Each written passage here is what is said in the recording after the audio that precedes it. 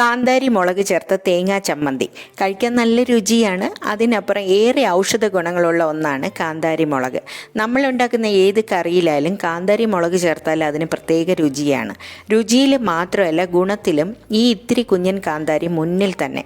നല്ല ദോശയുണ്ടാക്കി. ഞാനിപ്പോൾ ഇവിടെ ഉണ്ടാക്കുന്നത് മുതിര കൊണ്ടുള്ള ദോശയാണ്. ശരീരഭാരം നിയന്ത്രിക്കാൻ ഉത്തമ ഭക്ഷണമാണ് മുതിര. നല്ല പഞ്ഞി പോലെയുള്ള ഈ ചൂട് ദോശയുടെ കൂടെ നമ്മുടെ കുഞ്ഞൻ കാന്താരി മുളക് ചമ്മന്തി ചേർത്ത് കഴിച്ച് നോക്കൂ, സൂപ്പറാണ്. അച്ചാറിനായാലും തോരനായാലും കാന്താരി മുളക് ചേർത്തുണ്ടാക്കിയാൽ പ്രത്യേക സ്വാദാണ്. എപ്പോൾ കിട്ടിയാലും കാന്താരി മുളക് കഴിക്കാൻ മറക്കല്ലേ.